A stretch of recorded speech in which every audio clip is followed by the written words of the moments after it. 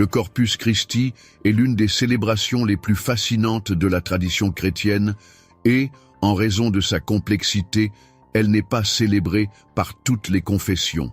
Au fil des siècles, sa véritable origine et sa signification restent inconnues pour beaucoup. L'histoire du Corpus Christi est souvent mal interprétée et déformée, même par les chrétiens qui ne comprennent pas sa véritable signification. Cependant, à partir de ce point, explorons ce qui s'est réellement passé. Sans plus tarder, passons à la vidéo.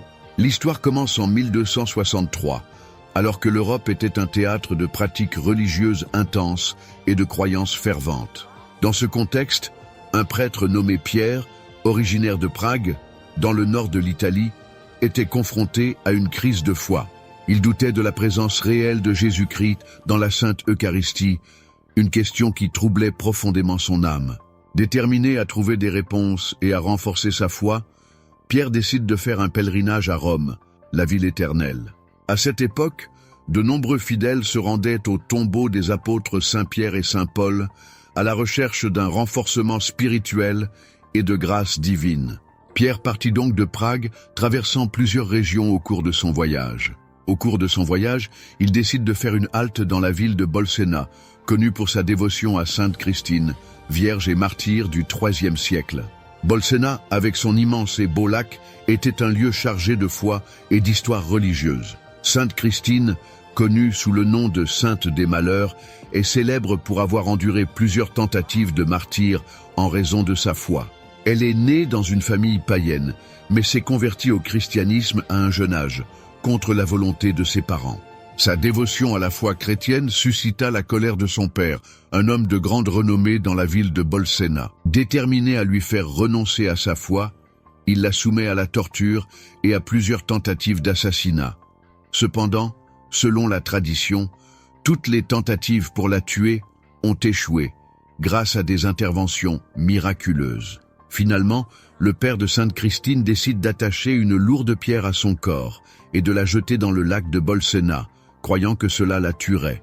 Mais un miracle se produisit. Au lieu de couler, la pierre flotta à la surface de l'eau, soutenant Sainte Christine et empêchant sa mort par noyade. Si vous êtes curieux de savoir ce qui s'est passé ensuite, je vous demande d'aimer la vidéo, de vous abonner à la chaîne et de continuer à nous suivre. Alors que la pierre flottait, Sainte Christine resta dessus, protégée par l'intervention divine. Cet événement miraculeux a non seulement démontré la protection de Dieu sur elle, mais a également laissé des traces permanentes. Alors que Christina flottait au-dessus de la pierre, ses empreintes de pas ont été enregistrées dessus, et à ce jour, ces empreintes sont une preuve tangible du miracle et une relique sacrée pour les fidèles. Les empreintes de pas de Sainte Christine sur la pierre sont devenues un symbole de sa présence et de l'intervention divine qui l'a sauvée d'une mort certaine. Au fil du temps, ces empreintes sont devenues des objets de vénération pour les chrétiens locaux et les pèlerins qui visitaient Bolsena à la recherche de guérison, de protection et de conseils spirituels. L'événement miraculeux a eu un impact si profond que le père de Christina, témoin du miracle, s'est effondré et est mort. Bien qu'elle ait survécu, Sainte Christine a continué à être la cible de plusieurs tentatives de martyre, mais a toujours été sauvée par l'intervention divine jusqu'à sa mort. Sa dévotion à Bolsena était intense, et de nombreux pèlerins visitaient sa tombe en quête de bénédiction. Dans une atmosphère de ferveur religieuse, le prêtre Pedro a décidé de célébrer une messe, demandant l'intercession de Sainte Christine pour renforcer sa foi dans la présence réelle du Christ dans l'Eucharistie. Pendant la messe, quelque chose de vraiment extraordinaire s'est produit.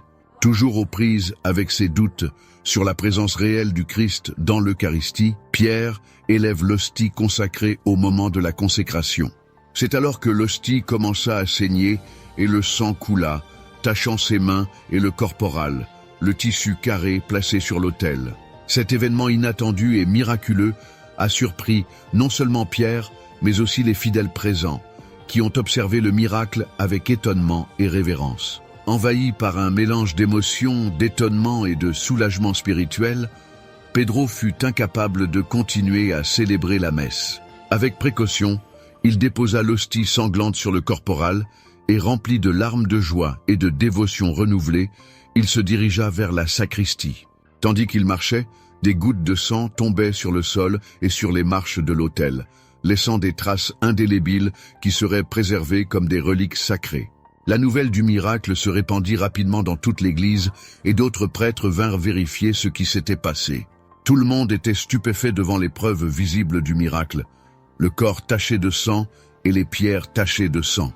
Le cœur plein de gratitude et encore sous le choc, Pierre décide de prendre le corporal ensanglanté et de rapporter le miracle directement au pape Urbain IV, qui se trouve dans la ville d'Orvieto, près de Bolsena. À son arrivée à Orvieto, Pierre raconta au pape tous les détails de ce qui s'était passé. Le pape, profondément ému par l'histoire, a reconnu dans le miracle un signe divin de la présence réelle du Christ dans l'Eucharistie. Il se souvenait de la vision reçue par sainte Julienne de Liège, qui avait identifié la nécessité d'une fête spécifique pour célébrer l'Eucharistie.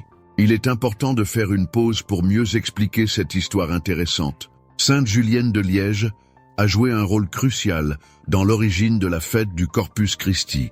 Au début du XIIIe siècle, Julienne, une jeune religieuse de 16 ans, commença à avoir des visions mystiques qui lui révélèrent la nécessité d'une célébration spéciale dédiée à l'Eucharistie. Dans l'une de ces visions, elle vit un disque blanc brillant avec une tache sombre sur un côté. Cette image l'intriguait profondément et elle passa de nombreuses années en prière, cherchant à comprendre sa signification. Après une longue période de discernement spirituel, Juliana a compris que le disque blanc représentait l'Église et sa dévotion à l'Eucharistie, tandis que la tache sombre symbolisait l'absence d'une fête spécifique pour honorer correctement le Saint-Sacrement. Bien que la célébration du Jeudi Saint, qui commémorait l'Eucharistie, existait déjà, cette fête était associée à la tristesse de la Passion du Christ. Julienne a compris que Jésus voulait une célébration joyeuse et solennelle, dédiée exclusivement à la gloire de l'Eucharistie.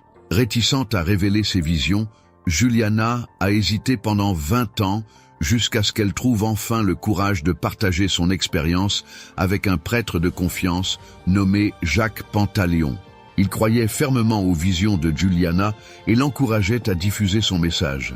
Cependant, au fil du temps, Juliana est décédée et ses visions ont été oubliées. Des années plus tard, Jacques Pantaléon, la seule personne à connaître les visions de Julienne, devint pape Urbain IV. En entendant le récit du prêtre Pierre, Urbain IV fut profondément ému et reconnut immédiatement l'importance du miracle.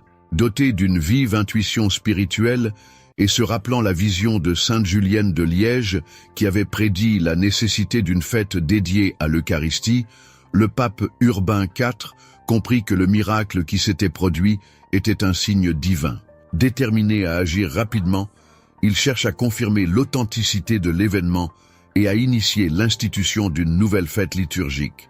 Pour vérifier la véracité du miracle, le pape a convoqué un groupe de théologiens et d'experts de confiance, dont les célèbres saint Thomas d'Aquin et saint Bonaventure. Ces hommes, reconnus pour leur sagesse et leur sainteté, furent envoyés à Bolsena pour enquêter sur ce qui s'était passé et examiner les reliques. Saint Thomas d'Aquin, saint Bonaventure et d'autres théologiens ont procédé à une analyse approfondie des preuves. Ils ont étudié le corps taché de sang, les pierres tachées de sang, et ont recueilli les témoignages des fidèles qui avaient été témoins du miracle. Après avoir vérifié l'authenticité de l'événement, la délégation de théologiens commença à retourner à Orvieto, emportant avec eux les précieuses reliques, dont le corporal taché de sang. La nouvelle du miracle s'était déjà répandue, et lorsque le cortège quitta Bolsena, de nombreux fidèles locaux, émus et respectueux, commencèrent à le suivre. La foule grandissait à mesure qu'ils avançaient, des habitants de plusieurs villes voisines se joignant au cortège. Alors que le cortège s'approchait d'Orvieto, le pape Urbain IV, informé du succès de la vérification et de l'approche des reliques miraculeuses, décida de sortir à la rencontre du cortège. Le pape, accompagné du clergé et des dignitaires de l'Église, est sorti de son véhicule de cérémonie en s'approchant du pont où se tenaient les théologiens et le cortège des fidèles. En arrivant au pont, le cortège a été marqué par un moment de grande solennité et d'émotion.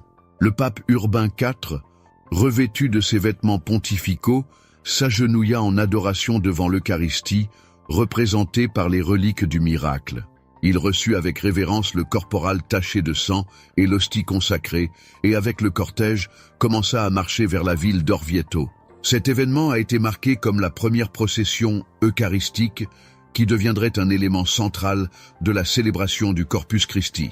Convaincu par la vérification des théologiens et la profondeur spirituelle de l'événement, le pape Urbain IV décide d'instituer une fête solennelle pour honorer l'Eucharistie. En 1264, il publia la bulle Transiturus décrétant la création de la fête du Corpus Christi. La bulle soulignait l'importance de réaffirmer la foi dans la présence réelle du Christ dans l'Eucharistie, surtout à une époque où plusieurs hérésies remettaient en question cette doctrine. Le pape a vu cette fête comme un moyen de renforcer la foi des fidèles et de promouvoir la dévotion eucharistique. Il a également souligné le rôle des miracles eucharistiques, comme celui de Bolsena, comme signe divin qui confirmèrent la vérité de la présence réelle du Christ dans le pain et le vin consacrés. Après le décret de la fête, le pape Urbain IV prit des mesures pour garantir que la nouvelle célébration soit marquée par une liturgie riche et spirituellement profonde. Reconnaissant l'importance d'un rite approprié pour capturer l'essence et la gloire de l'Eucharistie, le pape a fait appel à certains des théologiens les plus renommés de son temps pour composer les hymnes et les prières qui seraient utilisés dans la solennité. Parmi les théologiens convoqués figuraient saint Thomas d'Aquin et saint Bonaventure, tous deux géants intellectuels de l'Église.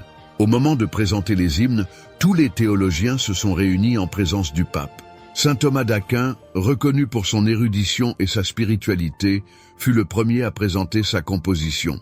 Il commença à réciter la Laudation, un hymne qui, à travers des vers élaborés, exprime la croyance en la présence réelle du Christ dans l'Eucharistie et la révérence due à ce sacrement. Sa prestation fut si impressionnante et inspirante que tous les autres théologiens présents restèrent silencieux, profondément émus par la perfection et la spiritualité des paroles de saint Thomas.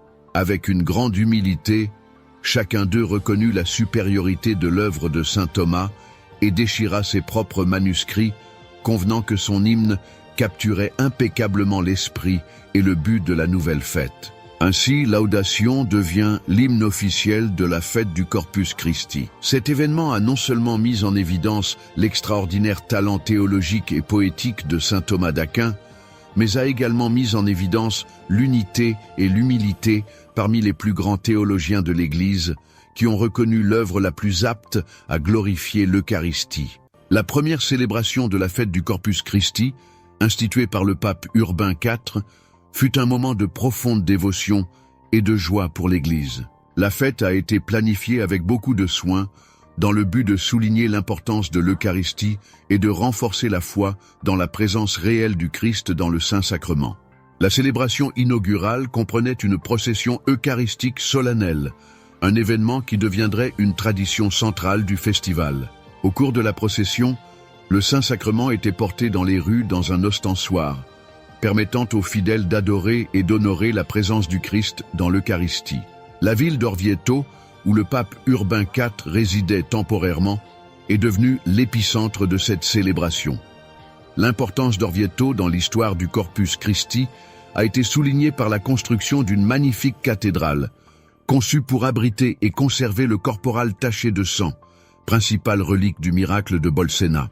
La cathédrale d'Orvieto, connue sous le nom de Duomo di Orvieto, a commencé à être construite en 1290, quelques années après l'institution de la fête. Cette cathédrale est un chef-d'œuvre de l'architecture gothique italienne, avec sa façade richement décorée et ses intérieurs impressionnants. La première célébration du Corpus Christi et la construction de la cathédrale d'Orvieto sont des événements interconnectés qui ont établi un héritage durable de dévotion eucharistique, célébrant le miracle de Bolsena et la vision de Sainte Julienne de Liège. Ces événements continuent d'inspirer et de renforcer la foi de nombreux chrétiens, réaffirmant la centralité de l'Eucharistie dans la vie de l'Église et dans la spiritualité des fidèles. Il est important de noter que certaines religions choisissent de ne pas célébrer la fête du Corpus Christi pour diverses raisons. Certains ont leurs propres croyances et pratiques religieuses, qui n'incluent pas la célébration de l'Eucharistie ou la vénération de l'hostie et du vin comme corps et sang du Christ. De plus, il peut y avoir des différences théologiques et interprétatives concernant la nature de l'Eucharistie et ce qui est écrit dans les Écritures.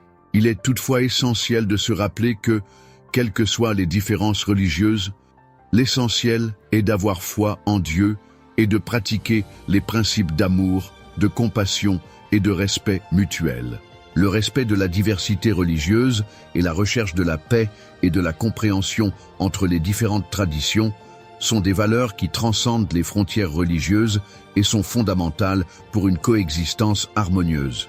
Pour construire un monde plus tolérant et inclusif, j'espère que vous avez apprécié la vidéo.